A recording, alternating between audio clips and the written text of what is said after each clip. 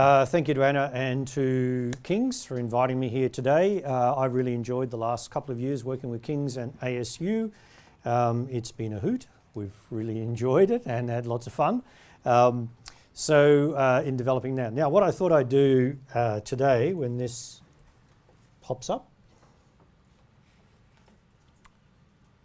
which has now disappeared. No. It's always nice, isn't it, when you set everything up beforehand and then you come up and then it's all different. So rather, you're going to hear a lot today about all the whiz-bang things and the shiny things and all the wonderful things we can do with technology. One of the things I'd like to talk about today is how do we recognise, reward and, to use a word you may or may not like, judge our academic staff when they're actually teaching in the online environment. And how do we actually reward that in terms of the thing that probably means most to academics, and that is promotion. What does it look like in promotion? So I'm going to talk about peer review of teaching, and I'm going to talk about some of the work we've been doing at UNSW. Just a bit of background, UNSW, obviously we're involved with the Plus Alliance, so we do a lot in the online area, we do a lot in the face-to-face, we do a lot in the blended area as well. This is just a few snapshots from our website, from my portfolio, just to show you the range of things that we're involved in. But the bit I want to talk about today, as you can see, peer review of teaching that we have there. And I'm pretty sure UNSW will be the same as King's in terms of what we expect when we look at promotion. There are basically three pots when someone goes for academic promotion. You have an education pot, you have a research pot. By pot I mean the pot of evidence that someone is going to put up to that they are actually worthy of getting promoted. And then many of us have a third pot, and that's quite an interesting one because the third pot actually varies from different institutions. So the one at the moment that is at UNSW that we're using is this thing called SEAGL, which is Social Engagement, Global Impact and Leadership.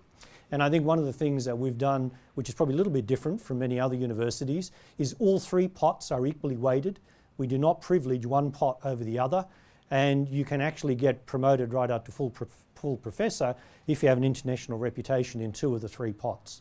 So you don't actually need 3 out of 3. Research isn't privileged any more than education or SEAGL is. So that's the broad sort of context that I'm going to talk about in terms of promotion. The bit I'm going to home in on is the education component. So in the education component, again, there are roughly 3 pots that we can look at there in terms of evidence that someone needs to put up that they're worthy of promotion. And one of those pots is around curriculum design and assessment. One is around interactions. I've just broadly termed it interactions with students. Often that's things like your student feedback that you'll get, student engagement. We're going to come back to that in a minute because that's partly what the peer review is going to be about, give a different perspective on that. And then we often have leadership and scholarship in the area of education. So those 3 things, again, are the things that people normally put up their evidence as to why they're worthy of promotion. And if we look at the interactions with students, again, I've tried to summarise this into 3 areas of evidence that people would normally put up. One, and the one that's actually most commonly used, is student feedback. And for many institutions, it's actually the predominant form of evidence that's actually put up by academics, especially in their interactions with students, is here's the student feedback. This is what the students have said about me. But there's actually an equally important component in that, and that is what do peers say about your teaching? Because students can certainly give a perspective of your teaching, and that's usually related to their perception of whether you've actually helped them learn or not. From all the evidence that we've seen in the literature, that's predominantly the thing that students rely on. In other words, did you actually help them learn? You can also look at student outcomes. So sometimes academics put in things like grade distributions, retention rates, what did students do after they completed with you? That sort of thing is another piece of evidence. But the bit of evidence that I want to talk about today to get you to think about is peer feedback. And the reason that I'm putting that up there is about 10 years ago, I was involved in a national project in Australia which asked the question, what would peer feedback look like if you actually designed it for academic promotion? So you didn't design it for formative feedback or for helpful feedback or for improvement, but what would it look like if you actually said, these reports, what someone's going to write down, is going to go to a promotion panel, and the promotion panel is actually going to use it as hard evidence as part of that promotion process. And so the question was asked, what would that actually look like? Would it look any different to the peer feedback that most people use, which is what I would call the helpful feedback or the formative feedback, which is meant to improve your practice? Would you just get two of your friendly colleagues to come in, or one of your friendly colleagues to come in and watch what you're doing and then write something that basically says, yep, they do it exactly the way I do it, therefore it's okay, right? Which I'm being a bit harsh here, but that's exactly what most peer feedback looks like. It's basically saying, if I see you do what I do, then that's good. If I see you do anything else, then it's actually not good. All right? That's really what's happened with a lot of peer feedback. So this today is really saying, what would that look like if we did it for face-to-face? What if we did it for blended? And what would it look like if we did it for online? So now that we're moving much more into the fully online and blended area, what would peer feedback actually look like? What criteria would we use? What evidence would we use? What would we actually look for in terms of what we want to see in terms of quality? So everything I'm going to talk about today from the UNSW point of view is publicly available. So if you go to our website under peer review of teaching at UNSW, you'll be able to see everything that I'm going to talk about today, including all the templates, including all the evidence, including all the examples. All right, so if you're interested, you can follow up and have a look there. We've introduced this as a formal process now, and this year it was mandatory for our internal teaching awards. Next year it's mandatory for academic promotion. So what we did is we gave a 2-year lead time for the academics to realise this was going to actually be taken seriously as part of academic promotion. So we didn't want to introduce it just overnight. We wanted to make sure that everyone was comfortable with the process, that we actually got it right, because obviously we need to do some tweaks sometimes to this. So we introduced it on a voluntary basis for 2 years, and then as I said, it's now mandatory, and now we're starting to see the ramp up. Are we the only university in Australia doing this? No, there are a number of other universities doing this. So University of Adelaide, which is actually where I started out on the national project, that's introduced it. But I must say to you, what was interesting for me is they didn't introduce it when I was there. They said, oh no, we don't want to do this sort of thing when I was there, and now they've introduced it since I've gone, which I thought was quite interesting. They did get me back to help out when they wanted to introduce it. The University of Wollongong also uses this as a formal process. What's interesting is every university does it slightly differently, which is exactly what you would expect. They adapt and adopt as they go through. It's not going to look exactly the same. The reason I've put this up is that I've used the term formative and summative with you around peer review. So one of the things that I want to distinguish here is feedback which is meant to be helpful for your practice, and feedback which is actually used for judgment, where the actual report is not there to help someone improve their practice, but it's actually a judgment which is actually going to go to a decision-making panel. And the two decision-making panels I'm talking about specifically for UNSW is the Internal Teaching Awards and the Academic Promotion Panel. What I thought I'd do, since we want to try and make this a little bit interactive, if you go to that URL, how come it shows up on my computer here but doesn't show up on the main one? You got to do a magic here, have you? Make it so, all right? Can you bring that up for me? I can turn this around and show you. It's on my computer. It's on my screen here. Okay, so what should be coming up is a poll that you can do. Now I've distinguished between formative and summative. If you don't like the term formative and summative, doesn't matter. Just think about it as feedback that's going to help you for individual practice, and feedback which is going to be a judgment. And do we actually want, is it important to separate those two? Is it important to have two separate ways of looking at peer review? Because I know even in Australia, many universities have actually used the same process for both of these. And I guess what I'm positing today is that you shouldn't do that. That just leads to confusion amongst the reviewee and the reviewers and the people who are reading the report. If you use exactly the same process for the two different uses for the peer review. You could use the same criteria, right? So criteria are not a problem, but actually the use to which the report is put, I think is actually crucial. So this is really just for you. Nothing's coming up yet, so I'm assuming, Geoff, I think you'll need to activate. Do I have to activate this one? You promised me that it would work straight away. I know, sorry, I lied. Okay, thank you. So really I'm just interested in what people say, because in Australia this is still controversial. right, to say that there should be two different processes and that they're used for two different purposes. And yes, that's exactly what I would have expected, because this is the sort of thing that we see as well, a variation in opinion on this. And that's fine. I'm just presenting a particular view here, and you can have a completely different view. That's fine. But this is what we do, is we like to propose things and then have a good academic discussion. Also, context is everything. So here at King's, it may be that some things are more acceptable and less acceptable. Just the same as in universities in Australia, some things are more acceptable and less acceptable as well. So people are still voting on that? Come on, let's see if we can get the A's coming up more. There you go, well done.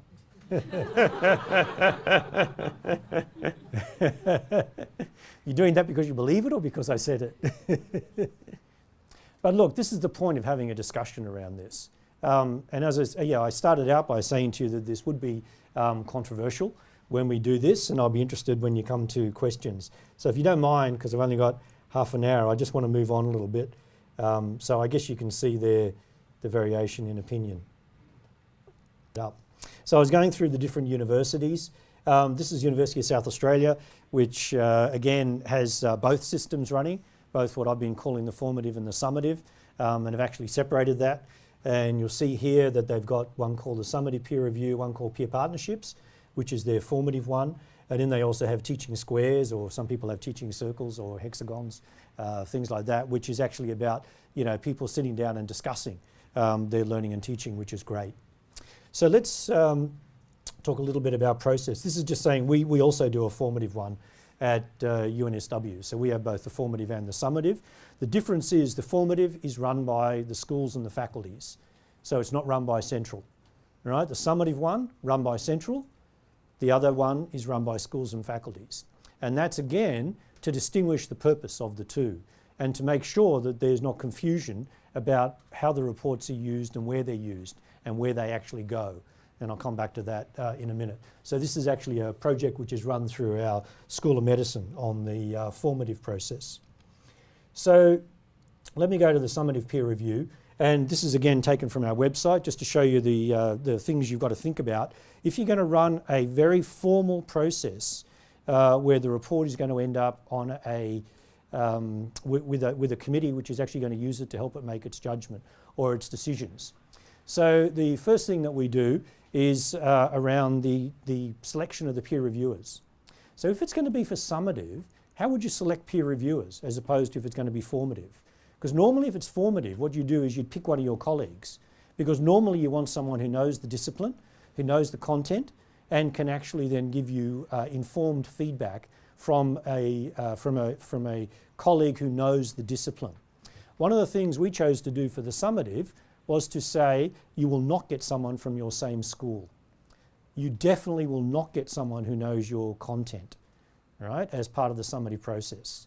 Now, most academics freak out when you say that to them because they say, how on earth can someone come in and make a judgment about me if they know nothing about my content?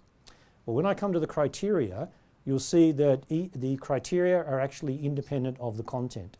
The person is not there to say whether you're good at teaching chemistry or civil engineering or medicine.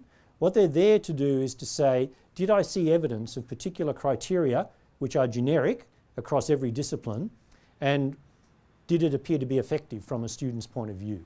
So I'll come back to that when we talk about the evidence, right? So the first thing we did is to say people can't volunteer to be a peer reviewer. They are nominated. So at UNSW what we do is we have a nomination process. There's a small number of people who can nominate someone to be a peer reviewer. Then they have to be vetted. They have to go to a formal training session to be a peer reviewer, and they have to pass the peer review. I put pass in inverted commas because basically what we're looking for in terms of a pass is that there is consensus among the peer reviewers of what does evidence look like, because that's what they should be doing. They should be able to come to some consensus of what does evidence of effectiveness look like in a particular context, but it's supposed to be independent of the actual discipline. We have two peer reviewers, and this is for the observation one. So this is where you go in and watch someone do something. Now this is interesting when it comes to online. We actually use the same process for what we call synchronous online and face-to-face. We have a different template for asynchronous online. So when it comes to online, we need to distinguish between synchronous and asynchronous activities. So synchronous means students are actually co-present while an activity is taking place. So they're not doing it spread out over different times. They're all doing an activity at the same time, but they're just all doing it online instead of face-to-face. That's what I mean by synchronous activities. So that's the summative process. I'm not going to go through that with you. What I talked to you about peer reviewers, about the peer reviewer actually passing. We've made it that if you're a peer reviewer at UNSW as part of this process, it's an esteem factor. So we put your name up publicly on a website at UNSW so that everyone knows who the peer reviewers are. So there is a public list of peer reviewers. We see that as an important part of the process because colleagues need to have confidence that the people we've picked are actually appropriate for being able to do this. Because it's a summative process, because their reports are going to go to a promotion panel or to a teaching award panel, it's important everyone has confidence in the people that we've picked. The reviewee does not have a choice about their reviewers. They have a right of veto, but not a choice. And they don't have to tell us if they want to veto someone. All they have to do is say, please don't give me X, person X or person Y. The only thing we say to them is you can't veto 99% of the people on the list because that means you're effectively choosing your peer reviewers. But you know, someone could have a conflict of interest. Someone might have a close personal relationship with someone that we don't know about. That's fine, not a problem. We don't need to know the reason. We just say, just tell us if there's anyone on the list who you shouldn't have. And then we will give you one person from your broad faculty area, but definitely not from your same school. Because what we find is it's actually more important that the methodology of teaching is actually more important than the content.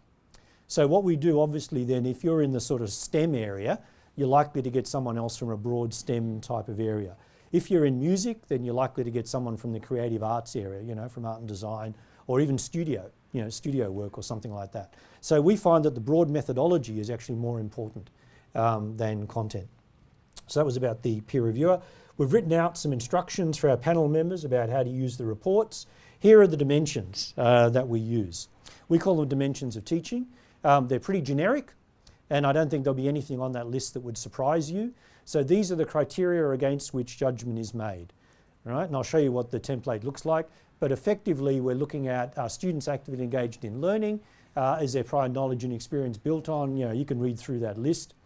The other thing that we say is that if there's something interesting or unusual or different about your teaching, which is not covered by any of those things up there, then the reviewee can actually come up with another criterion if they wish. It's very rarely used, very rarely. Because most people think that the others pretty much cover everything you do. What's interesting is everything that I've got on that list in terms of dimensions applies equally well to face-to-face, blended, or synchronous online. It really doesn't make any difference, right? Because all of those things would be the same. What they look like might be a little bit different in those different environments. That's all, just the manifestation of it. But the actual criteria itself would look the same. This is what our template looks like. So I said to you that we're interested in judgment about evidence. What the reviewer, during the training, what we actually do for training is we've shot some videos of what I will call ordinary teaching instances. So we haven't gone out and found our best and brightest teachers. What we found was what we would call ordinary teaching, because we didn't want to set an unrealistic expectation of what teaching actually looks like. It's great if you get one of your, star prize winners and you record them, but if most people look at them and a lot of our academics would say, well, that's all very nice, but I'm not charismatic like that. I'm not able to sort of, set the room on fire or something, which is fine. And that's okay, we don't expect that. We expect people to be good teachers, but they don't all have to be charismatic actors, right, or performers. And that was one of the key things that we wanted to make clear. And we wanted to make that clear to the reviewers as well, that you're not looking for a charismatic performance. What you're looking for is evidence of the manifestation of these particular dimensions. So, did you see where the students are actively engaged in learning? And then we said, you're not going to rate them from sort of, 0 to 10. You're also not going to give your personal opinion. And this is probably the hardest thing that we found with the peer reviewers. Most peer reviewers want to give their personal opinion about whether they thought it was good teaching or not good teaching. And so this is deliberately why we say you're not going to get someone from your own discipline. Because what we don't want people to be able to sit there saying is, thinking I wouldn't do it that way, which is what most peer reviewers end up doing, right? They end up sitting there saying, well, I wouldn't do it that way. I'd do it differently to that. So what we're saying is, you're not there to say whether you personally thought that it was good teaching or not good teaching. What you're there to do is to say, did you see evidence of these things?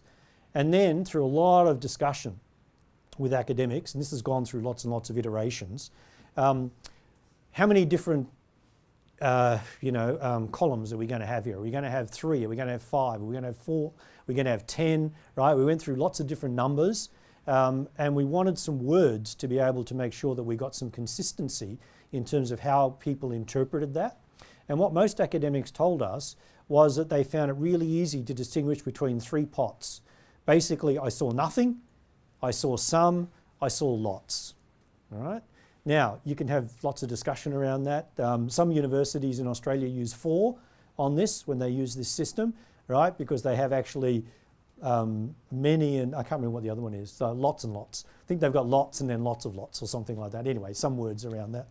But the idea is, you're basically saying I saw nothing, I saw some, I saw lots. And then the second thing is, did it appear to be effective from the student's perspective? So in the videos that we shot, we actually had 2 cameras in the teaching sessions. And we had one camera on the teacher and we had one camera on the students. And when we show the video for the training sessions, it's a split screen. So what the reviewers look at as part of the training is, here's what the teacher's doing and here's what the students were doing at the same time. All right? And so when the reviewers go in, we tell them to sit somewhere in the room, if they're doing it in a room, where they can actually see the students and see what the students are doing. All right? So don't sit down in the front here where you can't see what the people are back. What most of them do would sit probably on the side towards the back, so they can see most of the students and actually see what most of the students are doing. And again, in terms of effectiveness, again, 3 pots. The effectiveness was, there was either no apparent, and we say apparent because this is about your perception. Did there appear to be something there or not? So no apparent effectiveness, some, lots. Now what I've shown you here is really typical of what we see. This is actually quite a good teacher, right? Because it's actually very rare. Even our prize-winning teachers do not get everything on the right-hand side, right? Because in any one session that you're going to view, or any one instance of a teaching, a teacher is not going to be able to do everything in the one session. They're only going to be able to do a selection or a mixture of those things. So what we actually see is a zigzag shape as it goes down. And that's fine, because not everyone is going to be fantastic on every criterion. Right? Most people have particular preferences in their teaching. They have particular style when they do things. And that's exactly what we see.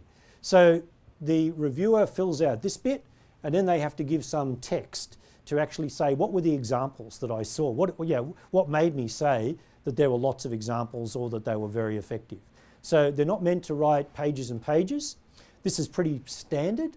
Probably this one is probably a little bit more standard, but sometimes there's only a few lines as well. The ones that I really dislike is where they write absolutely nothing, or they just put down something which is totally incomprehensible to anyone. This hasn't been implemented, what I've got up here, but I thought I'd show you anyway. I was asked, what would it look like if we put numbers against this? And so we haven't actually decided to do this yet, but it's an interesting exercise to think about if you actually did want to put numbers on it. How would you do it? So there's different ways. You could either equally weight everything, or you could weight things with different numbers on them. Right? You could make them add up to some magical number as well, out of 10 or 100 or something like that if you wanted. Right? So I'm just putting this up really for you to think about, should you, would you, and if you did, what would it actually look like and what would it actually tell you, even if you did do that? Because one of the things that we want the panel to do when they're reading these reports is not look for a number like they do with the student feedback. Right? That's exactly what people do with student feedback. They say, was it an 85% broad agreement? Was it a 4.7 out of 5? Was it you know, something like that. And then is that good or is that bad or is that better than someone else, right? So that's why I said we haven't done this yet, but it's an interesting exercise and we're just going through the modelling of what this might look like and what it does actually tell us. So as I said to you, we use the same template for synchronous online and for blended and for face-to-face. We've actually developed another one for asynchronous online. So this is the template that we use for asynchronous online.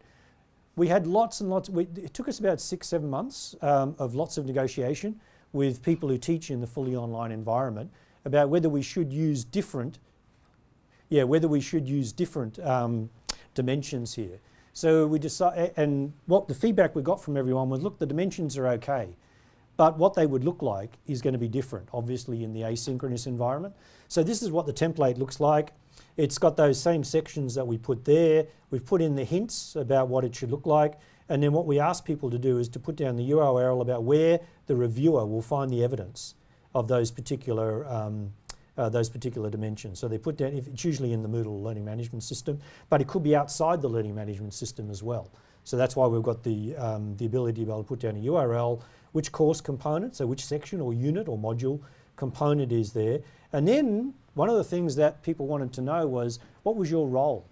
Because if you've got a team of educational developers and learning designers and instructional designers who actually created all the stuff for you, right, you shouldn't be given credit for that. What you get credit for is the use of it within your environment. So we actually asked people and also to tell us what was their component. I'm going to finish off now. Last thing, just to show you, we had to develop a system to support all of this. So we've designed, we couldn't find anything that would do this. So we've designed this system, which is the support system. So this just shows you the individual, that just shows you the course, the date that they want the peer review, the time, and then these are the two reviewers here. So that's that's a summary dashboard that we've got there. This one's the automated emails that go out. So this is the templates that we've got. So we wanted to automate all of the communication out to the reviewers and the reviewees. So that's what that is.